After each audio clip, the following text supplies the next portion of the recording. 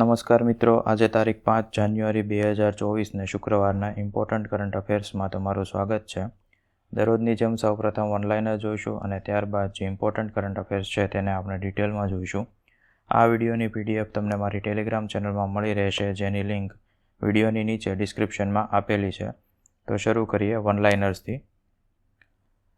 State board four wild લાઇફની 23મી બેઠકમાં સુરતના 2 વિભાગોના રક્ષિત જંગલ વિસ્તારના અખંડ જંગલને અભયારણ્ય તરીકે જાહેર કરવા માટેની કાર્યવાહી કરવા માટે સૂચના આપવામાં આવી છે.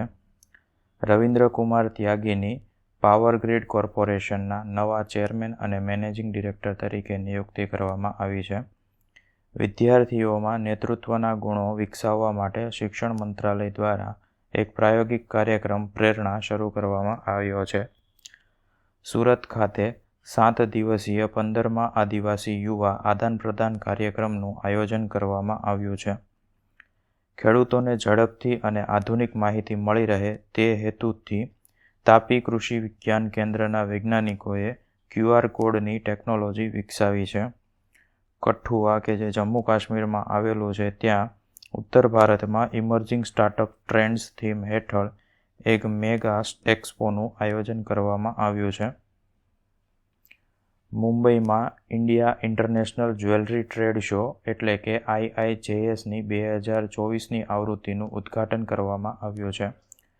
પશ્ચિમ બંગાળે સુંદરબન મધ, જલપાઈગુડી જિલ્લાના કાળા નુનિયા ચોખા અને ટાંગેલ, ગોરાડ અને કડિયાલ સાડીઓનો માટે ભૌગોલિક સંકેત એટલે કે GI ટેગ મેળવ્યા છે. મિયતીએ શૈક્ષણિક સંસ્થાઓ માટે ડોમેન નોંધણી, DNS અને મૂલ્યવર્ધિત સેવાઓ માટે ઇરનેટ ઇન્ડિયાનું વેબ પોર્ટલ લોન્ચ કર્યું છે. આ સાથે આજના વનલાઇનર્સ પૂર્ણ થયા. હવે જે ઇમ્પોર્ટન્ટ કરંટ અફેર્સ છે તેને આપણે ડિટેલમાં જોઈશું. તો પહેલું છે નેશનલ સિંગલ વિન્ડો સિસ્ટમ. ભારતના central drug standard control organisation એટલે કે CDSCOએ મેડિકલ ડિવાઇસની આયાતને સુવ્યવસ્થિત કરવા માટે TCS એટલે કે ટાટા કન્સલ્ટન્સી સર્વિસ દ્વારા વિકસિત નેશનલ સિંગલ વિન્ડો સિસ્ટમ એટલે કે NSWS શરૂ કરી છે. NSWS એ ઉપકરણોની આયાત સંબંધિત તમામ મંજૂરીઓ આપવા માટેનું એક વન સ્ટોપ શોપ તરીકે સેવા આપે છે. આ ઉપરાંત તે ક્લિનિકલ તપાસ, પરીક્ષણો, મૂલ્યાંકન, પ્રદર્શનો અથવા તાલીમ જેવા વિવિધ હેતુઓ માટે તબીબી ઉપકરણોના ઉત્પાદન અથવા આયાત માટે નોંધણીના પ્રમાણપત્રો અને લાયસન્સ માટેની અરજીઓની પણ સુવિધા આપે છે. સુગમ અને CDSCOM-D ઓનલાઈન જેવા હાલના પોર્ટલ 15 જાન્યુઆરી સુધીમાં અક્ષમ અથવા તો બંધ થઈ જશે. શરૂઆતમાં NSWS તબીબી ઉપકરણના નિયમો 2017 હેઠળ પ્રવૃત્તિઓનું સંચાલન કરશે, જેમાં નોંધણીનું પ્રમાણપત્ર, ઉત્પાદન લાયસન્સ અને ચોક્કસ હેતુઓ માટેના આયાત લાયસન્સનો સમાવેશ થાય છે. ત્યારબાદ પ્રેરણા કાર્યક્રમ. શાળા શિક્ષણ અને સાક્ષરતા વિભાગ, જે શિક્ષણ મંત્રાલયનો એક વિભાગ છે, તેણે પ્રેરણા એક પ્રાયોગિક શિક્ષણ કાર્યક્રમ શરૂ કર્યો છે, જેનો ઉદ્દેશ તમામ સહભાગીઓને અર્થપૂર્ણ, અનન્ય અને પ્રેરણાદાયી અનુભવ પ્રદાન કરવાનો છે, જેથી તેઓને નેતૃત્વના ગુણોથી સશક્ત બનાવી શકાય. પ્રેરણા એ ભારતીય શિક્ષણ પ્રણાલીના સિદ્ધાંતો અને મૂલ્ય આધારિત શિક્ષણની ફિલસૂફીને એકીકૃત કરવાની મજબૂત પ્રતિબદ્ધતા દ્વારા પ્રેરિત છે, જે રાષ્ટ્રીય શિક્ષણ નીતિ 2020ના પાયાના પથ્થર છે.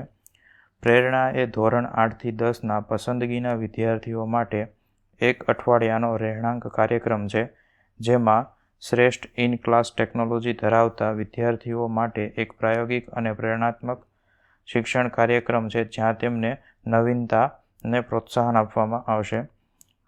આ કાર્યક્રમ માટે દેશના વિવિધ ભાગોમાંથી દર અઠવાડિયે 20 પસંદ કરેલા વિદ્યાર્થીઓ, જેમાં 10 છોકરાઓ અને 10 છોકરીઓની બેચને આ કાર્યક્રમમાં હાજરી આપવામાં આવશે. પ્રેરણા કાર્યક્રમ ભારતના સૌથી જૂના જીવંત શહેરોમાંના એક વડનગરમાં 1988માં સ્થપાયેલી વર્નાક્યુલર સ્કૂલમાંથી ચલાવવામાં આવશે, જેની અંદર IIT ગાંધીનગર દ્વારા તૈયાર કરાયેલા અભ્યાસક્રમમાં 9 મૂલ્ય આધારિત વિષયો પર રહેશે, જેમાં સ્વાભિમાન અને વિનય, શૌર્ય અને પરિશ્રમ અને સમર્પણ, કરુણા અને સેવા, વિવિધતા અને એકતા, સત્યનિષ્ઠા અને શુચિતા, નવચાર અને જિજ્ઞાસા, શ્રદ્ધા અને વિશ્વાસ અને સ્વતંત્રતા અને કર્તવ્યનો સમાવેશ થાય છે. ઉપરોક્ત થીમ આધારિત કાર્યક્રમ યુવાનોને પ્રેરણા આપશે અને વિવિધતામાં ભારતની એકતા માટે આદરને પ્રોત્સાહન આપશે અને વસુધૈવ કુટુંબકમની ભાવનાને મંત્રીમુગ્ધ કરશે. આજના યુવાનોને વિકસિત ભારત માટે જ્યોતધારક બનાવી તેમાં યોગદાન આપવાનો પ્રયાસ કરશે.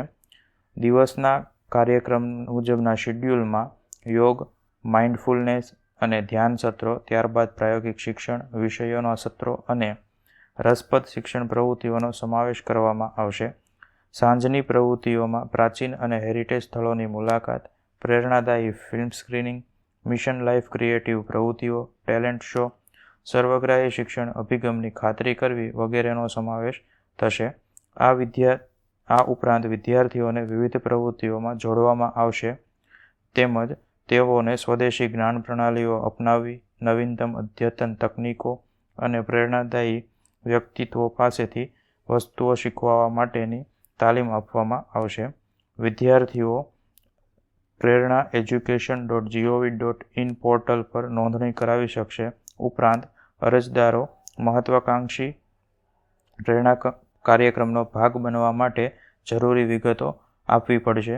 નોંધાયેલા અરજદારો પોર્ટલ ઉપર સૂચવ્યા મુજબ પસંદગી પ્રક્રિયામાંથી પસાર થશે અને રાષ્ટ્રના ભાવિને આકાર આપવા માટે ઉત્સુક વ્યક્તિત્વનું મૂલ્યાંકન કરવા પ્રેરણાના સિદ્ધાંતો પર આધારિત વિવિધ પ્રવૃત્તિઓ દ્વારા નિયુક્ત પ્રેરણા ઉત્સવના દિવસે શાળા અથવા બ્લોક સ્તરે હાથ ધરવામાં આવતી પસંદગી પ્રક્રિયા દ્વારા પણ જોડાઈ શકશે. ત્યારબાદ ભૌગોલિક સંકેતો વિશે જોઈએ તો તાજેતરમાં રાષ્ટ્રીય જીઆઈ ડ્રાઈવ મિશનના ભાગરૂપે પશ્ચિમ બંગાળે તેના કેટલાક ઉત્પાદનો માટે જીઆઈ ટેગ્સ મેળવ્યા છે, જેમાં સુંદરબન મધ, જલપાઈગુડી જિલ્લાના કાળા નુનિયા ચોખા અને ટાંગેલ, ગોરાડ અને કડિયાલ સાડીઓનો સમાવેશ થાય છે. કેન્દ્ર સરકારે આ ઉત્પાદનોના નામ નિર્ધારિત પોર્ટલમાં પહેલેથી અપલોડ કર્યા છે. Pashchim Bengal forest development corporation limited એ સુંદરબન મધ માટે વિશિષ્ટ જીઆઈ ટેગ માટે અરજી કરી હતી, જેના માટે તેને પુણે સ્થિત એન્ટિટી સાથે સ્પર્ધા કરવી પડી હતી. આ મધ એ મૌલી સમુદાય દ્વારા સુંદરબનના જંગલમાંથી એકત્ર કરવામાં આવ્યું હતું અને એ મધને પશ્ચિમ Bengal forest development corporation limited તેમની પાસેથી એકત્રિત કરે છે અને તેની પ્રક્રિયા કરે છે અને ત્યારબાદ તેને મૌબન બ્રાન્ડ નામથી વેચે છે. બ્લેક નુનિયા ચોખાને ચોખાનો રાજકુમાર કહેવામાં આવે છે અને તેની ખેતી પશ્ચિમ બંગાળના જલપાઈગુડી જિલ્લામાં થાય છે, જે એક ચોખાની સ્વદેશી જાત છે.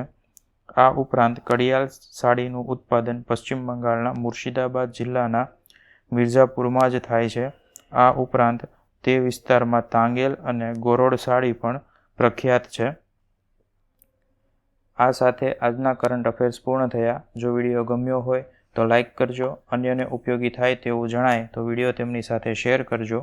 વિડીયો અંગેના પ્રતિભાવો વિડીયોની નીચે કોમેન્ટ દ્વારા જણાવી શકો છો અને દરરોજ આવી કરંટ અફેર્સને લગતી વિડીયો અપડેટ્સ મેળવવા માટે ચેનલને સબસ્ક્રાઇબ કરજો. Thank you.